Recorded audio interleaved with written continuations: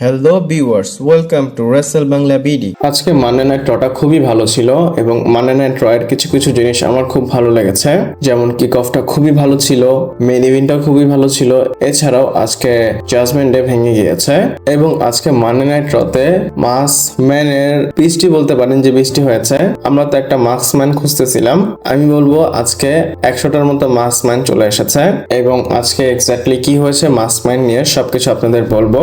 আপনারা যদি এখনো চ্যানেলটাকে সাবস্ক্রাইব না করেন সাবস্ক্রাইব করে ফেলেন এবং ভিডিওটাকে লাইক করবেন, কমেন্ট করবেন। তো মানডে নাইট ট্র যখন শুরু হয় তখন আমরা দেখি কিছু ভিডিও যেখানে আগের সপ্তাহে যে মানডে নাইট ট্র হয়েছে সেখানে কিছু মেজর জিনিস দেখায়, যেমন পল হেমেনের উপর কিভাবে সার্চলেন্স অ্যাটাক করেছে, প্যান্টা কিভাবে ইন্টারকন্টিনেন্টাল টাইটেল জিতেছে, রোমিন রেইন্স সিএম পাঙ্কের প্রোমো। তারপর আমরা দেখি রিং এর মধ্যে অ্যাডাম পিয়ার্স দাঁড়িয়ে থাকে আর তার প্রবলেম হচ্ছে সার্চলেন্সকে নিয়ে। অ্যাডাম পিয়ার্স বলে আমি আজকে মানডে নাইট ট্রটা খুব ভালোভাবে শুরু করতে চেয়েছিলাম, কিন্তু কারেন্ট টাইম এমন একটা সিচুয়েশন তৈরি হয়ে গিয়েছে আমি ভালো মতো মানডে নাইট ট্রটা স্টার্ট করতে পারি না। বলে এর আগের সপ্তাহে পল হেমেনের সাথে যা হয়েছে যেটা আপনারা দেখেছেন খুবই খারাপ হয়েছে এবং সবকিছু আমি এখন ফিক্স করতে এসেছি। এবং বলে সেথ ফ্রিকিং রলিন্স, আমি জানি তুমি আমার কথা শুনতেছ, তুমি আমার কথা ভালো মতো শুনে নাও, আমি তোমাকে রিকোয়েস্ট করে বলতেছি প্লিজ সেথ রলিন্স তুমি আমার সামনে আসো, আমি তোমার সাথে কথা বলতে চাই। এবং তখনই আমরা সাইলেন্টলি দেখি অনেকগুলো মার্কসম্যান চলে এসেছে, হবে 15 থেকে 20টা মার্কসম্যান, এবং একজন এসে অ্যানাউন্সার টেবিলের উপর দাঁড়ায় এবং তারা এসে ছটফট করতেছিল, পুরা রিং কে কভার করতেছিল। আগে যেরকম নেক্সাস এসে অ্যাটাক করতো না অনেক আগে, সেরকম তারা আমি ভেবেছিলাম অ্যাটাক করবে কিন্তু তারা অ্যাটাক করেনি, তারা ভয় দেখাচ্ছিল। এইসবের পর মার্কসম্যান একজন সামনে আসে, তখনও কিন্তু আমরা জানি না যে এটা সার্চলেন্স। তারপর বাকি যারা আছে মাস্ক পরে তারা রিং এর চতুর্দিকে দাঁড়িয়ে থাকে এবং রিং এর মধ্যে দাঁড়িয়ে সার্চলেন্স তার মাস্কটা খুলে ফেলে। তো অ্যাডাম পিয়ার্স আর সার্চলেন্স ফেস টু ফেস। সবার প্রথম অ্যাডাম পিয়ার্স একটা লাইন বলে, আমার কাছে এটা ভালো লেগেছে, সার্চলেন্স তুমি যতটা ভিশন টিমকে হেড করো ততটাই হেড আমি ভিশন টিমকে করি।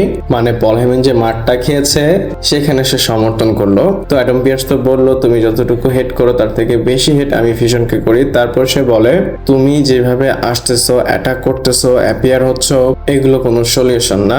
অ্যাডাম পিয়ার্স বলে যে তোমার সার্জারি 5 মাস আগে হয়েছে এবং সার্চলেন্স আমি জানি তুমি এখন কারেন্ট টাইম মেডিকেলি ক্লিয়ার না।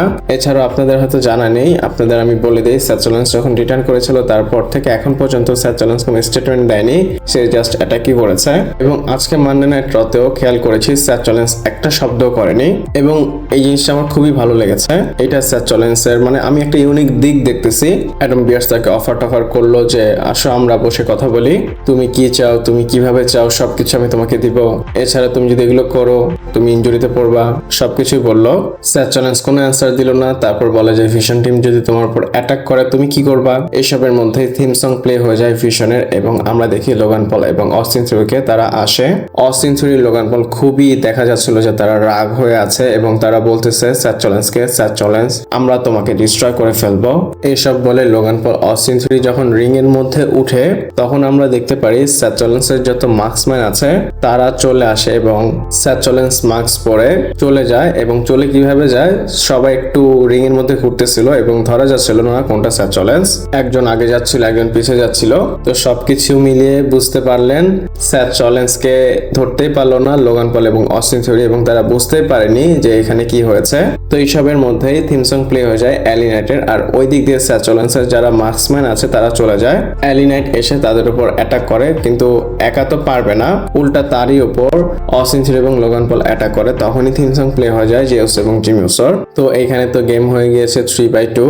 উসোসরা এবং অ্যালি নাইট মিলে খুব ভালোভাবে তাদেরকে বাজিয়েছে এবং পরে গিয়ে দেখা যায় লোগান পলের পা টেনে অস্টিন থিওরি এখান থেকে চলে যায়। ভিশন টিমের অবস্থা দেখে আমার খুব খারাপ লাগতেছে। একটা সময় সার্চলেন্স যখন লিড করতো ভিশন টিমটা খুব ভালো লাগতো, বাট এখন এই টিমটার অবস্থায় খারাপ, যে যেভাবে পারতেছে সেভাবেই মারতেছে।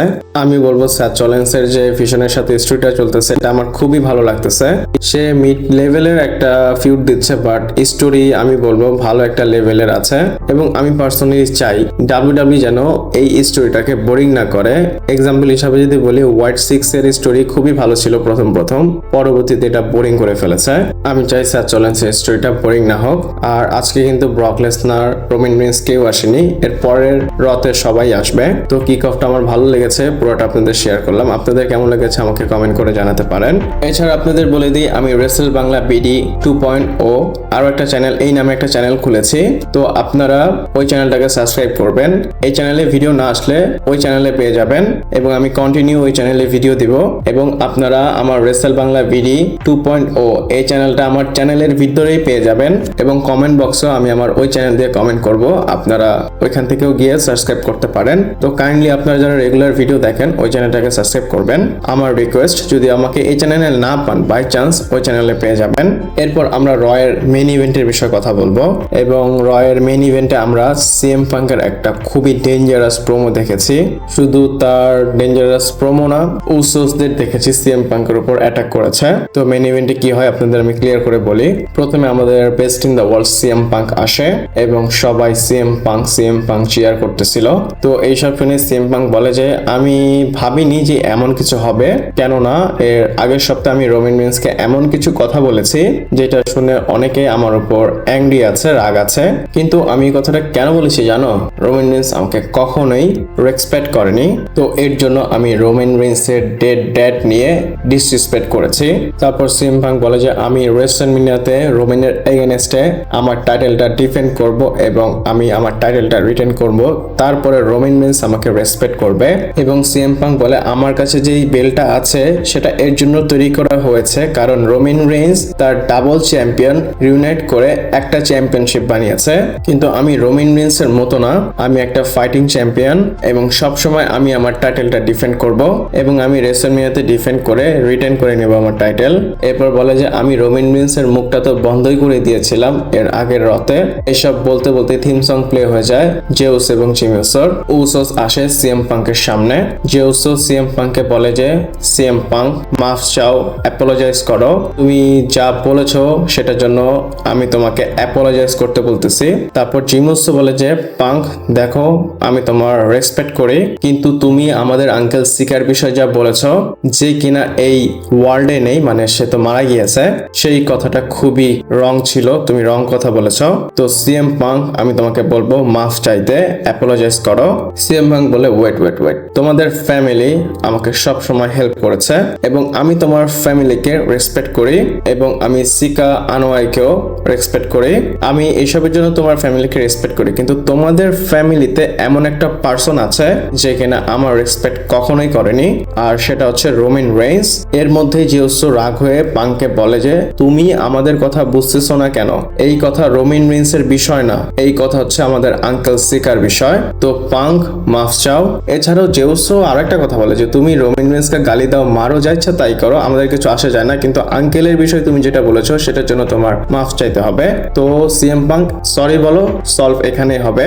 আর আপনারা জানেন সিএম পাঙ্ক ইগোইস্টিক, সিএম পাঙ্ককে দিয়ে কখনোই সরি বলা যায় না। সিএম পাঙ্ক এখানে আরো একটা জিনিস রিভিল করে, সে বলে যে আমি আফার হয়ে কাজ করতাম।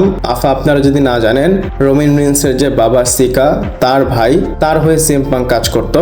তো জেউস এসব শুনে বলে যে এ বুঝবে না, এ কখনো বুঝার মানুষ না, এসব বলে তাকে ধাক্কা দেয় সিএম পাঙ্ককে। তারপর সিএম পাঙ্কও আসে এবং তাকে একটা পাঞ্চ মারে জিমি উসো, তারপর সিএম পাঙ্ক নিচে পড়ে যায়, আর এভাবেই রয়ের এপিসোডটা শেষ হয়ে যায়। আমরা খুবই ভালো একটা সেগমেন্ট দেখেছি, আমার কাছে ভালো লেগেছে। আপনাদের কেমন লেগেছে আমাকে কমেন্ট করে জানাতে পারেন। ভিডিওটা এই পর্যন্তই ছিল, ভালো লাগলে লাইক, কমেন্ট, শেয়ার, সাবস্ক্রাইব করে পাশে থাকবেন। পরবর্তী ভিডিওতে আবার দেখা হচ্ছে।